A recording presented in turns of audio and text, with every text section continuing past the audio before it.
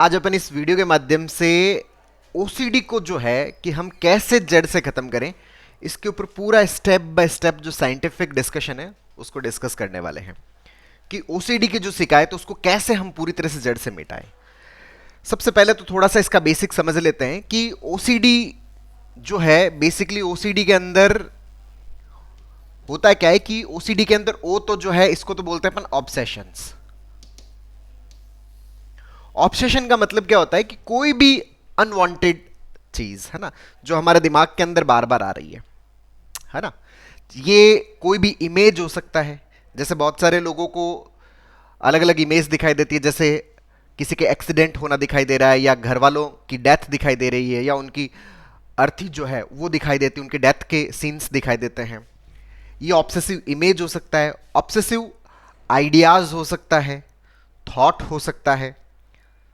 जैसे कि पास में बच्चा है तो मैं बच्चे को कहीं नुकसान तो नहीं पहुंचा दूंगा, चाकू से मैं कुछ कर तो नहीं दूंगा, है ना, या फिर मैं छत से नीचे तो नहीं कूद जाऊंगा। इस तरह के जो दिमाग के अंदर क्या है कि थॉट्स चलती है। या फिर जो गंदगी है वो मैं भगवान के ऊपर तो नहीं रख दूंगा, या फिर टॉयलेट जा रहा हूं तो मैं जो टॉयलेट है वो भगवान के ऊपर कर रहा हूं।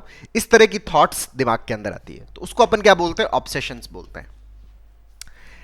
ये जो ऑब्सेशंस है, अब ये ऑब्सेशंस जो है, इन ऑब्सेशंस को हमारा जो ईगो मैकेनिज्म है वो ईगो मैकेनिज्म इसको क्या नहीं कर पाता, एक्सेप्ट नहीं कर पाता। जब हमारा ईगो मैकेनिज्म जो है वो इसको एक्सेप्ट नहीं कर पाता तो वो क्या करता है, इनका विरोध करता है, इनका अपोज करता है। और जैसे ही अपोज करता है तो हमारे भीतर क्या पैदा होता है, कॉन्फ्लिक्ट पैदा होता है। मतलब हमारे भीतर डुअलिटी पैदा हो जाती है। एक तो ये थॉट और दूसरा इनका विरोध, दो चीजें एक दूसरे के अपोजिट हो गई। तो यहां पर ये जो कॉन्फ्लिक्ट पैदा हुआ, इस कॉन्फ्लिक्ट की वजह से एंजाइटी पैदा होती है। और ये जो एंजाइटी है, इस एंजाइटी का मतलब क्या होता है कि हम बहुत ज्यादा अनईजी फील कर रहे होते हैं। ये जो डुअलिटी हमारे अंदर चल रही है, इस डुअलिटी के अंदर हम क्या फील कर रहे हैं, अनईजी फील कर रहे हैं।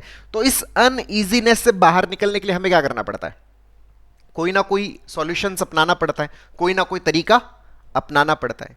तो हम इन थॉट से परेशान हैं तो हम इन थॉट से ओवरकम करने के लिए कोई ना कोई तरीका यूज करते हैं। तो हम इनके ऊपर क्या लेते हैं, एक्शंस लेते हैं। ये जो एक्शंस हैं, इन्हीं एक्शंस को हम क्या कहते हैं, कंपल्शंस कहते हैं। अच्छा, ये जो कंपल्शंस है ये फिजिकल कंपल्शंस भी हो सकते हैं। जैसे मान लीजिए कि मेरे दिमाग में आता है कि मैंने कहीं पे कोई साइन तो नहीं कर दिया है ना, कोई ऐसे इंपॉर्टेंट डॉक्यूमेंट्स के ऊपर साइन तो नहीं कर दिया, कुछ गलत तो नहीं हो जाएगा मेरे खिलाफ। तो मैं बहुत ज़्यादा चेकिंग करता हूँ, मैंने काउंटिंग के अंदर कोई गड़बड़ तो नहीं कर दी, तो मैं बार बार काउंट कर रहा हूँ। तो ये बार बार काउंटिंग है, ये क्या है, फिजिकल एक्शंस है।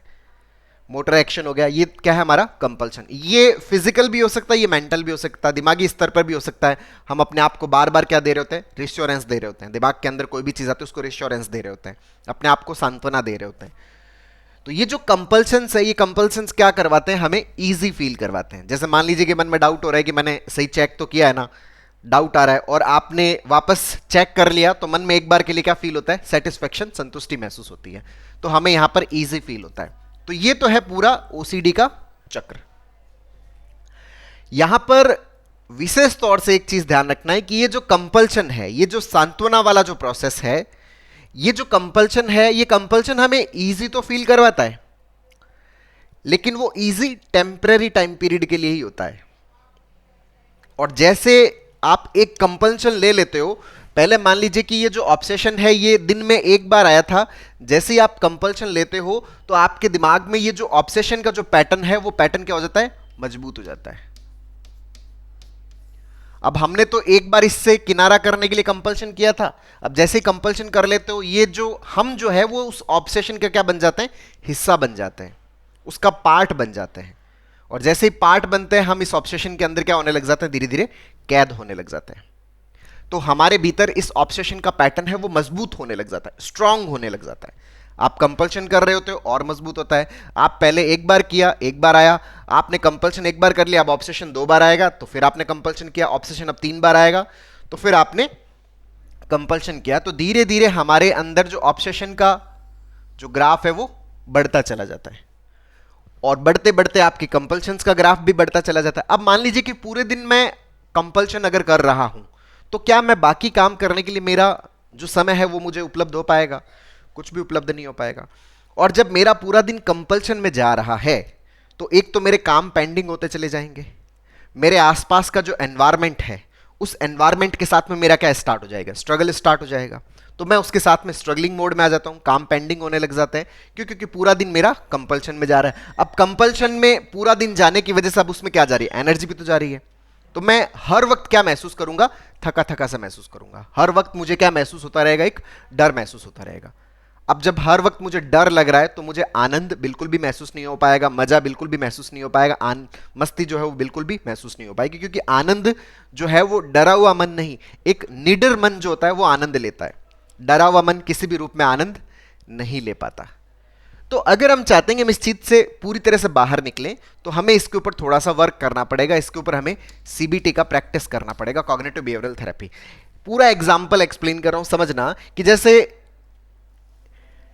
एक व्यक्ति है जिनके दिमाग में यह ख्याल आता है कि उन्होंने जो गंदगी है वो भगवान पे रख दी। अब इसकी वजह से क्या है कि अब भगवान पे गंदगी रख दी। अब भगवान पे गंदगी रख दी तो मन में पाप पैदा होता है कि यार मैंने तो गलत कर दिया, ये तो मुझसे पाप हो गया। तो हर वक्त इसी कोशिश में रहते हैं कि कहीं गंदगी, हर वक्त चेक करते रहते हैं कि कहीं मैंने गलत तो नहीं कर दिया, कहीं मैंने भगवान पे पॉटी तो नहीं रख दिया, कहीं मैंने गंदगी को उनके ऊपर तो नहीं रख दिया। तो इस ख्याल की वजह से क्या होती है? एंजाइटी होती है, कॉन्फ्लिक्ट पैदा होता है। और इसी एंजाइटी से कंपल्सिव चेकिंग करनी पड़ती है बार बार। और उस कंपल्सिव चेकिंग में फिर पूरा दिन बीत जाता है, ना अपना काम हो पाता, ना अपना धंधा हो पाता, बाकी कुछ भी नहीं हो पाता। बस वो कंपल्सिव चेकिंग हमारे अंदर चलती रहती है। अच्छा, ये कंपल्सिव चेकिंग बेसिकली क्या है? एक प्रकार की सांत्वना है। सांत्वना आराम दे सकती है लेकिन मुक्त नहीं कर सकती। मुक्त तो सत्य करता है, सांत्वना कभी भी मुक्त नहीं करती। तो ये सांत्वना है, वो थोड़ी देर के लिए क्या देती है? आराम देती है। लेकिन उसके कारण हम इस ओसीडी के साइकिल के अंदर क्या होते हैं? धीरे धीरे जकड़ते चले जाते हैं। तो यहां पर हम सीबीटी का प्रैक्टिस कैसे करें? पहली चीज तो हमें अपने इस ऑब्सेशन, इसको हमें सही करना पड़ेगा, करेक्ट करना पड़ेगा, इस कॉग्निशन को सही करना पड़ेगा। अच्छा, कि भाई हमने भगवान के ऊपर पॉटी रख दिया। पहला तो मेरे पास में इस चीज का एविडेंस क्या है कि मैंने रख दिया है? किसी ने आके मुझे बताया? नहीं, आके मुझे नहीं बताया। किसी ने कहा मुझे? नहीं कहा। मैंने, अगर मैं अपने पास्ट के इवेंट्स में रिकॉल करता हूं, तो मैंने रिकॉल होते हुए देखा मेरे हाथों पे कोई लगा हुआ है, भगवान के ऊपर कुछ लगा हुआ है। तो सबसे पहला तो मेरे पास में इस चीज का एविडेंस क्या है? हमारे पास में इस चीज का कोई एविडेंस नहीं है। दूसरा, कि जो भगवान है, जो परमात्मा है, जो प्रकृति है, उसको इस चीज से कोई लेना देना नहीं है कि जो पॉटी कहां रखी हुई है। क्योंकि जब हम ये बात बोलते हैं कि कण कण में भगवान है, तो इस संसार का कौन सा ऐसा कण है जो भगवान से मुक्त होगा? चाहे वो कण खाने का हो, वो चाहे कण पॉटी का हो। तो सब कण जब उसी प्रकृति के बने हुए हैं, उसी परमात्मा के बने हुए हैं, तो जो भगवान है उनके लिए इस चीज में कोई डिफरेंस नहीं है कि वो चाहे पॉटी हो, चाहे वो किसी भी प्रकार का प्रसाद हो। परमात्मा, इस प्रकृति के लिए कोई भेद नहीं है। क्यों? क्योंकि सब प्रकृति का हिस्सा है।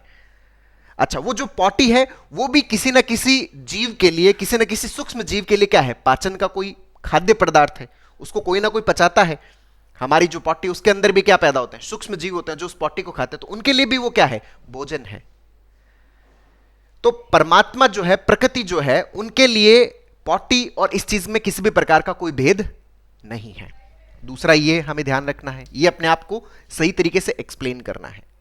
तीसरी ये चीज, जब आप खाना खाते हो, अब खाने में आप कहते हो कि खाने के अंदर भगवान है। जब खाने के अंदर भगवान है तो खाना जो आपके पेट में गया, अब खाने का जो बचा हुआ हिस्सा जो बाहर निकल रहा है ना, तो उस बचे हुए हिस्से में भगवान कैसे मुक्त हो सकता है? क्या भगवान को आपके पेट ने कैद कर लिया? उन्हीं कणों से ही तो वो सब कुछ बना हुआ है, अलग थोड़ी है।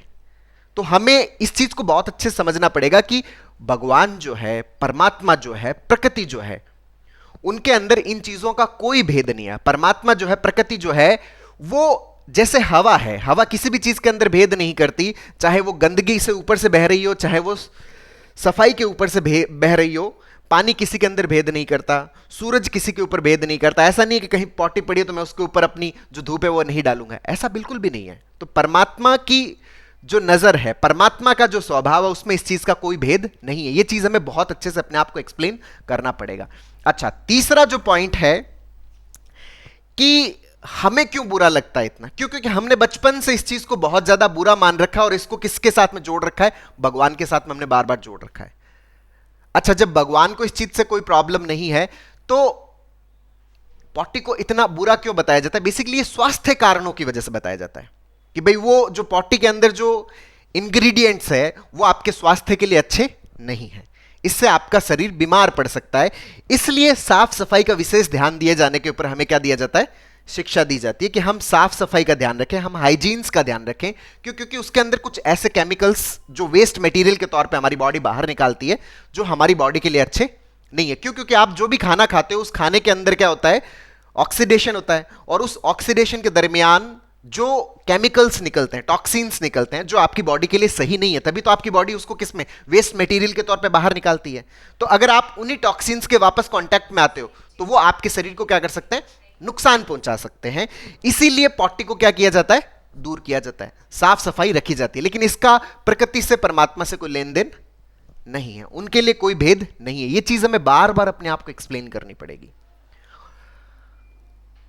हमने क्या किया कि हमने खुद के और भगवान के अंदर कोई अंतर ही नहीं किया। जो चीज हमें अच्छी लगती है हमने मान लिया कि हमारे भगवान को भी वो अच्छी लगती है, जो चीज मुझे बुरी लगती है तो वो हमारे भगवान को भी बुरी लगती है। कोई अच्छे से बात करता है, ये मुझे अच्छा लगता है तो मुझे लगता है कि मेरे भगवान को भी ये बात अच्छी लगेगी। कोई बात मुझे बुरी लगती है तो मुझे लगता है कि मेरे भगवान को भी ये बात बुरी लगेगी। तो यहां पे हम जिस भगवान की अपने भीतर कल्पना कर रहे हैं ना, ये हमारी खुद की ही कल्पना है। हमने खुद के जैसा ही भगवान को मान लिया। भगवान कोई इंसान थोड़ी है, हमने खुद के जैसा ही मान लिया। जो भगवान जो है, जो परमात्मा, वो एक प्रकार का बोध है, एक इंसाइट है। ये जो नेचर है, होल प्रकृति है, इसको अपन क्या बोलते हैं? परमात्मा बोलते हैं, भगवान बोलते हैं। तो हमने खुद को ही भगवान की तरह इमेज कर लिया। जो मुझे अच्छा वो मेरे भगवान को अच्छा, जो मुझे बुरा वो मेरे भगवान को बुरा। तो मैंने अगर पॉटी को खराब माना तो मेरे भगवान को भी पॉटी क्या लग रही है? खराब लग रही है। इसलिए वो उनके टच ना हो जाए, उनके छू ना जाए, इस चीज के कारण मुझे क्या महसूस होता है? पाप लगता है कि मुझे पाप हो गया। तो इसका पाप से कोई लेना देना नहीं है। सिर्फ स्वास्थ्य कारणों से हम क्या रखते हैं? साफ सफाई का विशेष तौर से ध्यान रखते हैं। इसका पाप बोध से कोई रिलेशन नहीं है। तो ये ऑब्सेशन हमें क्या करना पड़ेगा? करेक्ट करना पड़ेगा, इसको हमें सही करना पड़ेगा। जब हम इस ऑब्सेशन को सही करेंगे तो फिर हमारे भीतर किसी भी प्रकार का कोई कॉन्फ्लिक्ट नहीं होगा। अच्छा, जब कॉन्फ्लिक्ट नहीं होगा तो फिर हमें कंपल्शन करने की जरूरत है क्या? फिर हमें कंपल्शन करने की भी जरूरत नहीं है, क्योंकि जो जब कोई पाप किया ही नहीं तो फिर किस बात का सांत्वना, किस बात का उस पाप को सही करने का प्रयत्न? तो हमें किसी भी प्रकार के कंपल्शन की भी जरूरत नहीं पड़ती। अच्छा, जब आप कंपल्शन नहीं करते तो आपका ब्रेन जो है वो ऑब्सेशन की जो धार है ना उसको कम कर देता है। अब ऑब्सेशन इतने ज्यादा प्रबल नहीं रह पाते, ऑब्सेशंस धीरे धीरे क्या होने लग जाते हैं? कमजोर होने लग जाते हैं। क्योंकि आपके जो कंपल्शन है बेसिकली ये एक प्रकार का क्या? एस्केपिज्म है, भागना है। और जितना आप एस्केप करते हो, जितना आप भागते हो, उतना ही ऑब्सेशन क्या बनता है? मजबूत बनता है। तो हमें हमारे कंपल्शंस को क्या करना होता है? स्टॉप करना होता है। अच्छा, इसके स्टॉप करने के दो तरीके आप यूज कर सकते हो। या तो सीधा स्टॉप करो अगर आप पॉसिबल है, और अगर ये पॉसिबल नहीं है तो आप अपने जितनी बार कंपल्शंस करते हो उनकी एक लिस्ट बना लो कि जैसे मैं 10 बार चेक करता हूं तो मैंने 10 बार कर लिया, अब मैं अगले 10 दिनों तक 10 बार चेकिंग का नियम बनाया। फिर मैं उसके 10 दिन बाद में मैं 9 बार चेक करने का बनाऊंगा, फिर मैं 8 बार करने का, फिर 7 बार, फिर 6 बार, फिर 5 बार, फिर 4 बार, फिर 3 बार, फिर 2 बार, फिर 1 बार, फिर फाइनली मैं इसको क्या कर दूंगा? 0 कर दूंगा। तो ग्रेजुअली हम इसको क्या कर सकते हैं? कम कर सकते हैं। तो जैसे जैसे आप कंपल्शन कम करते जाओगे, ऑब्सेशंस का जो आपके दिमाग के ऊपर प्रभाव है वो प्रभाव भी हमारा क्या होता जाएगा? कम होता जाएगा। तो इसका प्रभाव कम होगा तो एंजाइटी नहीं होगी, तो कंपल्शंस को रोकने में और ज्यादा हमें क्या मिलेगी? हेल्प मिलेगी, मदद मिलेगी। तो अगर हम इस तरह से सीबीटी का रेगुलर प्रैक्टिस करें तो हम हमारी ओसीडी को पूरी तरह से खत्म करने में कामयाब हो जाते हैं। तो बहुत सारे लोग पूछते हैं कि सर ओसीडी पूरी तरह से खत्म हो जाती है? हाँ, ये जड़ से खत्म हो जाती है, पूरी तरह से खत्म होती है। सर ये कोई परमानेंट बीमारी तो नहीं है? जब जीवन ही परमानेंट नहीं है तो बीमारी परमानेंट कैसे हो सकती है? पूरी खत्म होगी, और ये तो पूरी खत्म होगी। हाँ, अगर किसी का हाथ कटा हुआ हो और वो मुझसे पूछे कि वापस हाथ आ जाएगा क्या, तो इसके लिए मैं बोलूंगा क्यों, क्योंकि एक एनाटॉमिकल प्रॉब्लम है, लेकिन जो साइकोलॉजिकल प्रॉब्लम है वो तो पूरी तरह से खत्म होती है, वो तो पूरी तरह से जड़ से मिटती है। बस आप उसको मिटाने का जो अभ्यास है वो हमें सतत करना पड़ेगा। और जब आप अभ्यास करते हो तो बीच में बहुत बार उतार चढ़ाव आते हैं। कई बार ऐसा लगेगा कि बस अब ठीक हो गए, और थोड़े ही देर बाद में ऐसा लगता है अरे यार वापस गड़बड़ हो गया।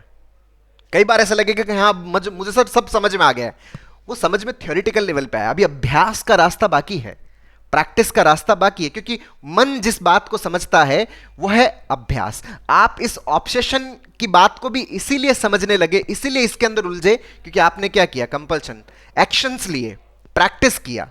तो जैसी आप प्रैक्टिस करते हो आप उस थॉट के अंदर जकड़ जाते हो, और जिसका आप प्रैक्टिस नहीं करते आप उससे क्या हो जाते हो, डिटैच हो जाते हो, मुक्त हो जाते हो। तो दोस्तों उम्मीद करता हूं आपको ये वीडियो पसंद आया होगा। नीचे कमेंट बॉक्स में लिखकर जरूर बताइएगा, और अब तक यदि आपने मेरे यूट्यूब चैनल DRK TV को सब्सक्राइब नहीं किया तो प्लीज उसे सब्सक्राइब करें, ताकि मेरे नए वीडियो का नोटिफिकेशन आप तक सबसे पहले पहुंचे। दोस्तों हम लोगों ने CBT के ऊपर एक स्टेप बाय स्टेप लर्निंग का एक पूरा वर्कशॉप लॉन्च किया हुआ है, जिसका लिंक नीचे डिस्क्रिप्शन में है, जिसको आप अपने भीतर इंस्टॉल करके अपनी जो साइकोलॉजिकल प्रॉब्लम्स है, अपना जो OCD है, अपना जो एंजाइटी है, अपना जो पैनिक है, अपना जो नेगेटिव थिंकिंग है, इन सब को पूरी तरह से खत्म करने में बहुत अच्छे से मदद ले सकते हो। बहुत बहुत धन्यवाद दोस्तों। जय हिंद, जय भारत।